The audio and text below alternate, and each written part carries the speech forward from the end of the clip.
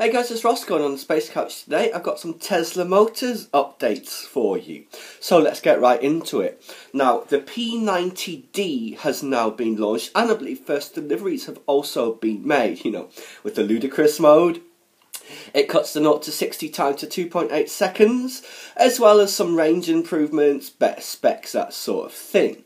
It's funny, it can now actually go faster, but using less energy to do so. Which obviously that seems kind of counterintuitive.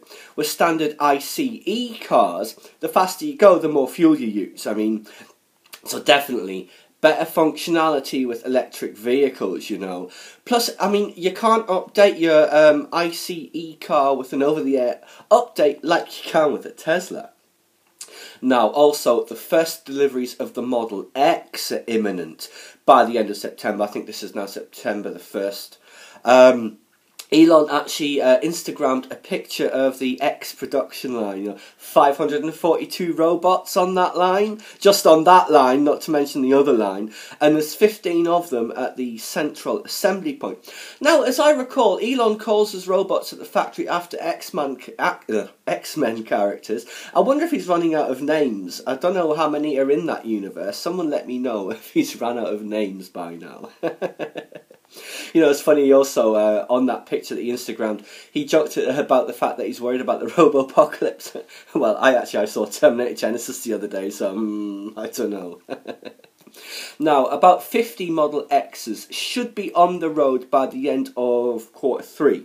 That's from the signature line, it's I think it's the first 1,000. The Model S was the same, that was the signature version of the Model S. And there should be hopefully about 5,000 standard, as it were, production Model X's on the roads by the end of the year. Still no news I could see about the configurator for the Model X being up and running yet, or any detail on what the battery pack specifications will be, but I expect it'll be the same as the S, so 70 kilowatt to 90 kilowatt, maybe an 80 or an 85 in the middle. It'll be something like that, and no doubt there'll be the P and the D variants also. Now, Tesla's cash burn does continue to cause heartburn for some or most stock analysts. But, it raised nearly $800 million from that recent share offering, plus there's that credit line of, I think, $750 million from the consortium of banks, of which they had only drawn down $50 million, and there was still about at least $1 billion they had in cash, or on hand in cash, or in near cash. That means there's T-bills, deposits, cash instruments of one kind or another. So that's about $2.5 billion by my maths. That should see them through for quite some time. Now, obviously, what's burning through that cash? The supercharged network, they continue to expand. There's a ramping up, obviously, of the production line for the X, not to mention the R&D costs on the Model 3, which should be revealed in the next 6 months. Hopefully, we're all desperate to see what it looks like, So that is what the capital is being spent on, and obviously it's worth spending now to benefit later. Also, construction of Gigafactory 1 continues apace, and also Tesla has now potentially secured long-term supplies of lithium for its batteries and battery packs that's going to be produced at the Gigafactory.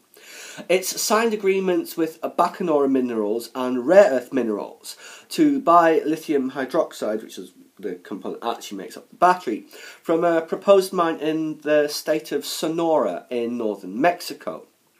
There are conditions, and as you can expect with Tesla, they're strict. They basically have to fund and build the mine themselves, their companies, as well as a lithium processing facility.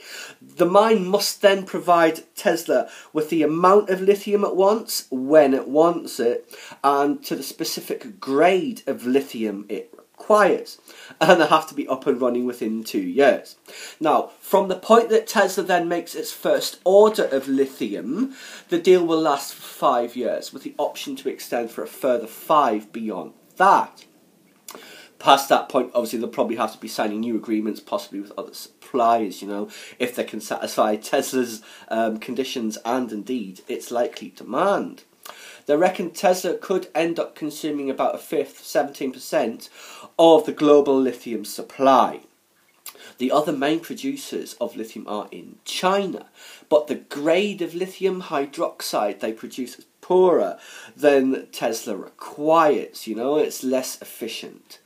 Also, you don't want to be dependent on the whims of China's resources strategy, because they are seeming to be cornering the market on a lot of these rare earth minerals, and you do not want to be caught by the short and curlies.